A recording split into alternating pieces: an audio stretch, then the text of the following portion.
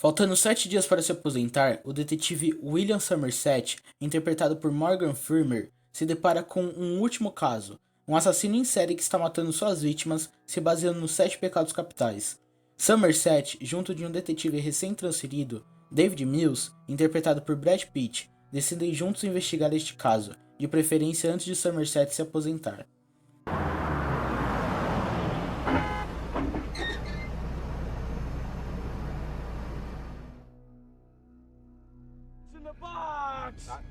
What's in the fucking box? Oi, tudo bem? Eu sou o Gabriel e hoje eu vou falar de Seven, os 7 crimes capitais. Então antes que me dê preguiça de gravar isso tudo, vamos para o vídeo. Bom, eu estava vagando pelo Instagram até que eu vejo uma publicação sobre Seven, que iria voltar aos cinemas para comemorar seu aniversário de 17 anos. E como eu nunca tinha visto o filme e também não sabia absolutamente nada, mas eu sabia que era muito bem elogiado e que eu não iria me arrepender de ver pela primeira vez nos cinemas. Então, extremamente animado, eu fui, comprei os ingressos e, mano, eu entrei animado com um sorriso no rosto e saí tremendo, de boca aberta, e um dos finais mais traumatizantes que com certeza vai me marcar por muito tempo, além de ter entrado na minha lista de top 10 filmes favoritos e não sendo um exagero chamar este filme de obra-prima. Então só avisando, esse vídeo vai conter spoilers e eu recomendo demais que caso não tenha visto o filme, vai assistir e depois volte aqui. Agora com os avisos dados, vou contar tudo sobre o melhor suspense já feito.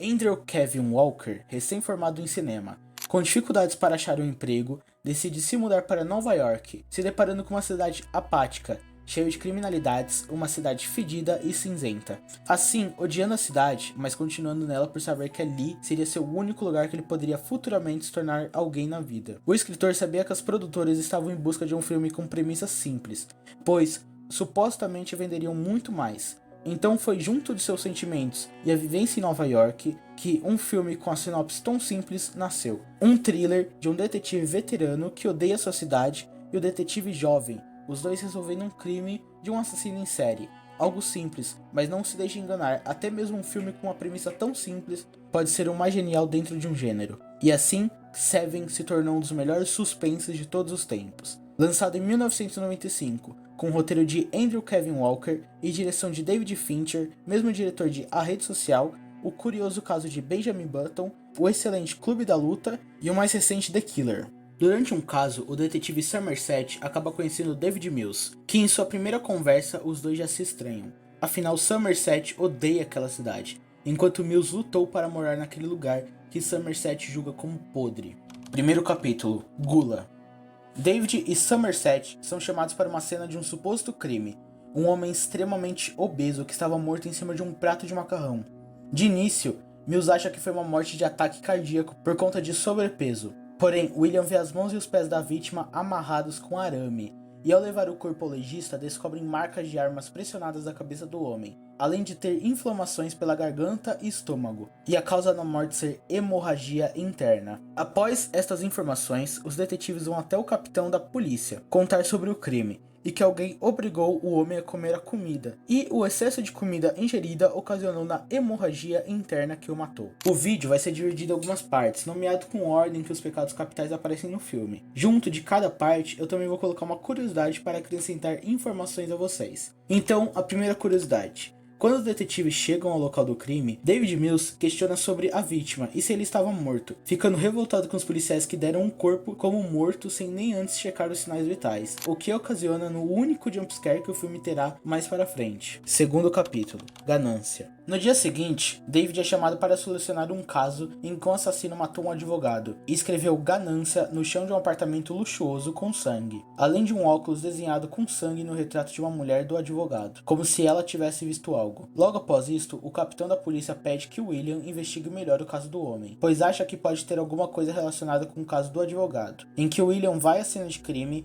e encontra atrás da geladeira escrito com gordura, Gula, e um bilhete escrito longo e difícil é o caminho que te leva até a luz. Uma frase do autor francês John Milton, um escritor e político do século XVIII. William então reúne o detetive Mills e o capitão e conta a ele sua descoberta, contando que o assassino está matando suas vítimas se baseando nos 7 pecados capitais, e finaliza a conversa dizendo que não quer se envolver no caso, pois estava prestes a se aposentar. Então William mais tarde decide passar na biblioteca e ler diversos livros sobre os 7 pecados capitais, e reunir o máximo de informações para entregar a Mills, para que ele continue por conta própria a partir de agora. Segunda curiosidade, a lousa que William usa para escrever os pecados, acaba que seus respectivos números na lousa são os números em que as vítimas de cada pecado morava, ou andares de seus apartamentos. E um detalhe interessante é que William fala todos os pecados ao capitão, mas ao dizer inveja, se vira para Mills. Detalhe sutil que no final do filme fará muito sentido. Terceiro capítulo, preguiça. No dia seguinte, Tracy, a mulher de Mills, decide convidar William para jantar na casa deles esta noite, no novo apartamento dele, gerando a melhor cena de alívio cômico do filme, pois o apartamento deles fica muito próximo de um trem, e que ao passar por lá acaba tremendo a casa toda deles, e que William não contém a sua risada, tornando a cena extremamente memorável e causando uma risada contagiante em quem está assistindo.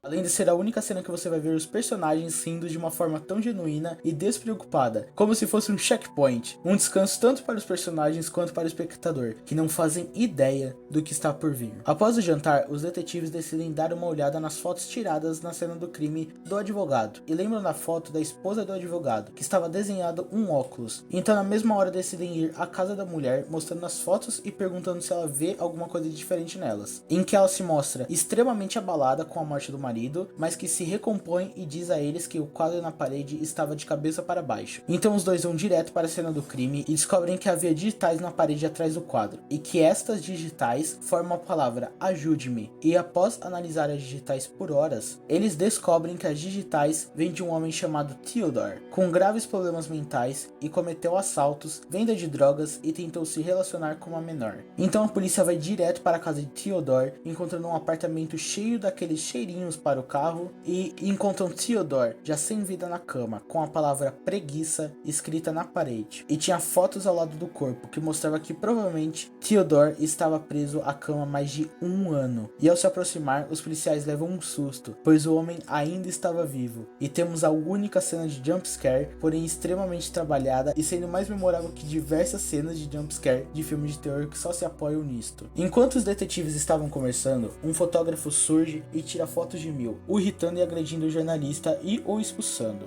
sem antes dizer que não tinha medo dele e dizendo seu nome e ainda soletrando. No próximo dia, Tracy decide ligar para William, marcando de se encontrar em uma lanchonete, e no local ela revela estar grávida e que não tinha certeza se teria o bebê. Afinal, assim como William, ela também odiava aquele lugar e tinha medo de criar seu filho naquele mundo. Então William revela que engravidou uma mulher que ele estava se relacionando, mas optaram por não ter o filho. Então ele finaliza dizendo caso ela decida não ter o bebê, então ela jamais deveria contar a Mills sobre a gravidez. Porém, se ela escolher ter o filho, então ele deseja que sejam muito felizes. Mas de volta ao caso, William decide contratar um agente do FBI para descobrir pessoas que leram os mesmos livros que ele leu na biblioteca. Afinal, ele teve que estudar sobre os pecados para investigar. Logo, o assassino também teve que estudar os pecados para cometer seus crimes. Então eles chegam ao nome, John Doe. Provavelmente um nome falso, afinal John Doe é um nome usado pela polícia para cadáveres sem identificação. Uma tradução direta seria como um Zé Ninguém. Então decidem ir até o apartamento de John, onde ele não estava em casa, mas surge no corredor com compras. E ao avistar os policiais em sua porta, ele saca sua arma e atira contra eles,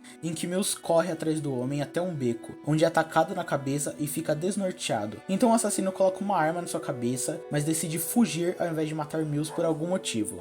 Terceira curiosidade, enquanto os dois detetives revisam o caso tarde da noite na casa de Mills, William comenta explicando sobre os 7 pecados capitais a Mills, contando brevemente como foram criados pela igreja, e também conta sobre as 7 virtudes, em que cada um opõe cada pecado. Sendo interessante perceber que William apresenta a todo momento do filme 6 dessas 7 virtudes, faltando apenas a virtude contra a inveja, que é a caridade. Virtude essa que William não tem por escolher se aposentar e fugir daquela cidade, constantemente abafando o som da cidade com seu metrônomo em seu quarto. Mas no filme, William embarca uma jornada sem nem perceber em busca de uma redenção, e conquistar a 7ª virtude, assunto que eu voltarei a comentar mais para frente. Caso esteja gostando do vídeo, eu peço que deixem um like, se inscrevam e ativem o sininho para o YouTube te mandar todos os meus vídeos e você ficar por dentro de tudo sobre filmes e séries. E caso apareça um botão de hype ao deixar o like, eu peço que vocês por favor deixem um hype no vídeo para ajudar a chegar a mais pessoas. Muito obrigado, agora volta pro vídeo antes que vocês fiquem com a ira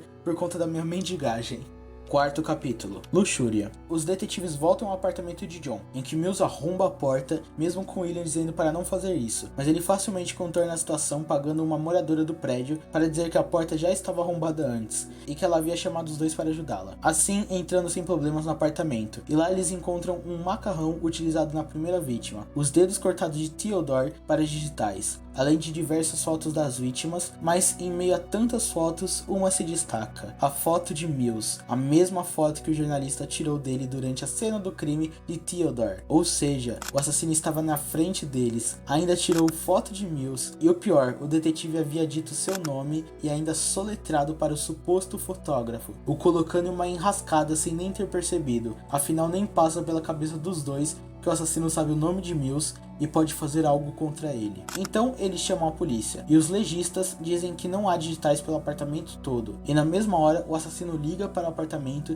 e diz a Mills que não esperava que o achassem, e que admira muito eles por isso. No dia seguinte, eles são chamados para uma cena de crime em uma boate, em que no quarto dos fundos estava uma porta escrito Luxúria, uma mulher que trabalhava no local já sem vida, e um homem extremamente em choque e gritando. E assim que o levaram para o interrogatório, afinal foi ele quem o tirou a vida daquela mulher, utilizando um cinto com uma lâmina na ponta. Mas o homem responde ainda em total pânico que foi obrigado a fazer aquilo. Um homem entrou no quarto e colocou a arma na cabeça dele e o forçou a fazer aquilo com a mulher. Quarta curiosidade, quando os detetives vão à loja que vendeu aquele cinto a John Doe, eles o interrogam e o vendedor diz que um tal de John Doe encomendou aquele cinto, e diz que o homem chegou lá mancando. Neste exato momento apareceu um homem com guarda-chuva observando os detetives de fora da loja. E o detalhe mais importante, ele vem mancando, mas sai da cena no instante seguinte, apenas mostrando ao espectador da forma mais sutil como John Doe estava sempre um passo à frente deles. 5º capítulo,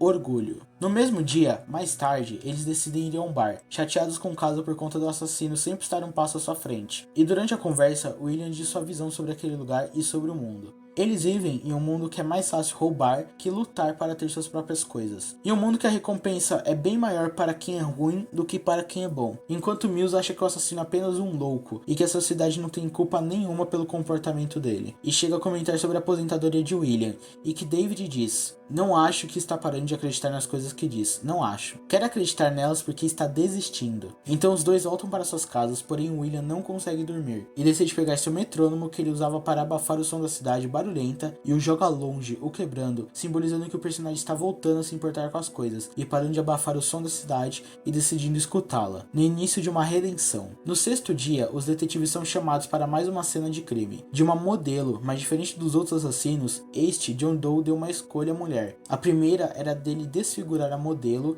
mas ela ligar para a polícia e pedir ajuda e sair de lá com vida. Ou ele desfigurar ela, mas ela tomar comprimidos para deixar de viver. E ela escolheu a segunda opção, e acabou tirando sua própria vida. 5ª curiosidade, em uma cena deleitada do filme mostraria um bilhete que o assassino deixou escrito: "Eu não matei ela." 6º capítulo, Inveja. Voltando para a delegacia, enquanto os dois detetives conversavam, John Doe aparece inesperadamente no local, totalmente ensanguentado e chamando os dois, e se rendendo e rapidamente sendo levado para o interrogatório, mas não falou nada além de pedir seu advogado. Então seu advogado, após conversar com John Doe, volta dizendo aos detetives que John aceita se entregar caso somente os detetives o acompanhem para ver as 2 últimas vítimas que ele havia matado. Caso contrário, além da imprensa cair pesado em cima da polícia, que decidiu abandonar 2 corpos, ele também alegaria insanidade para retirar parte de sua pena. Pressionados, eles acabam aceitando, assim indo somente os 3 ao local do crime, mas com um helicóptero escoltando de longe. Durante o caminho, eles acabam conversando, então John Doe fala sobre seu objetivo, que é realmente punir os pecadores e dar uma lição às pessoas, para que elas não pequem, e fica extremamente furioso ao dizerem que ele matou pessoas inocentes, pois na visão dele, ninguém que ele matou era inocente, e ninguém estava livre de seus pecados, em que David rebate dizendo que aquilo tudo era inútil, pois tudo aquilo seria esquecido daqui 2 meses pelas pessoas. Mas John responde dizendo que Mills nunca vai se esquecer do que está por vir. Os 3 chegam ao local do crime, um local plano, porém com diversas torres de alta tensão, impedindo que o helicóptero da polícia se aproxime muito dos detetives. Ao sair do carro, um furgão se aproxima. William manda David ficar com o assassino ali, enquanto ele vai até a estrada para parar o furgão. O motorista diz que não sabe de nada e que foi pago para estar ali, naquele horário em ponto, e entregar uma caixa para David Mills, deixando a caixa ali no chão e saindo correndo. Então William decide abrir a caixa, encontra algo chocante, que o faz ficar apavorado, e no segundo seguinte sair correndo em direção a Mills, o mandando largar a arma. Enquanto isso, John Doe conta para Mills que passou na casa de sua mulher mais cedo, e ele contou que admira demais a vida dele, e que tem inveja dele e de sua esposa linda, e que passou na casa dele para ver como era a vida dele e tentar uma de marido. Mas Tracy não foi muito receptiva, então ele tirou a sua vida e colocou a cabeça dela dentro daquela caixa. Sexta curiosidade: Kevin Spacey, ator conhecido naquela época, decidiu junto da produção não colocar seu nome nos cartazes, nos créditos do início e nem no marketing do filme, assim preservando a surpresa de quem era o assassino. Afinal, seu rosto só é realmente mostrado no final do filme. Sétimo capítulo: Ira. Mills não acredita em John e começa a perguntar desesperadamente para William o que tem na caixa. Então William confirma a Mills que John está falando a verdade, mas o pede para ter calma e explica que se ele matar John, o assassino vai ter ganhado, o plano dele vai dar certo. Então Mills, em desespero e uma mistura de raiva, tristeza com confusão, não para de apontar a arma para John, com William mandando largar a arma. Porém John diz que quando ele foi matar Tracy, ela implorou pela vida dela e do bebê, o que Mills começa a chorar confuso, então Joe responde: ele não sabia? E logo em seguida explica que só faltava 2 pecados. Ele era inveja, ele tinha inveja da vida de Mills, e só faltava Mills. Ele tinha que se vingar, ele tinha que se tornar a Ira. E em uma memória do rosto de Tracy, Mills puxa o gatilho e mata John. Assim, John vence, completou seu plano e ainda fez o que prometeu a Mills no carro, que ele jamais esqueceria aquele dia. Então Mills é levado pela polícia com a expressão extremamente abalada, enquanto William conversa com o capitão, que decidiu ficar e ajudar quem precisa, e que não vai mais se aposentar. Assim, acaba Seven.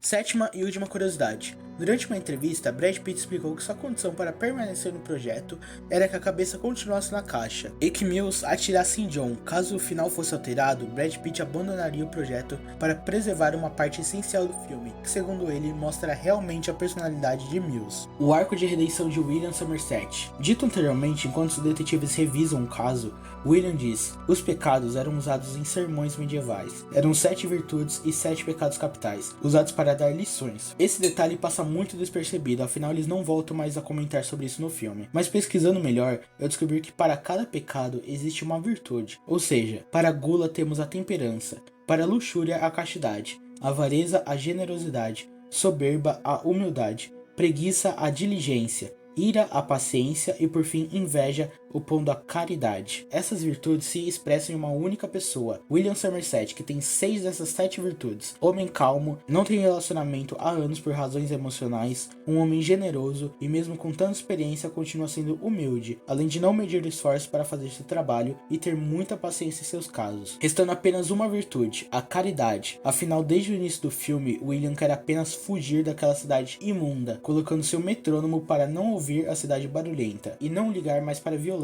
daquele mundo. Afinal, aquela cidade, segundo ele mesmo, torna as pessoas apáticas. Mas assim como todo filme, Somerset é o oposto de Mills, então o final não seria diferente. Enquanto David Mills está cada vez mais perto de sua ruína, Somerset, após conhecer Mills, começa a subir e deixando de ser apático na cena simbólica dele quebrando o metrônomo. E por fim, no final do filme, sua redenção. Enquanto Mills completou os pecados capitais, William completou as 7 virtudes, escolhendo continuar na cidade para ajudar quem precisa dele. Um detalhe extremamente pequeno e um filme que parece tão simples.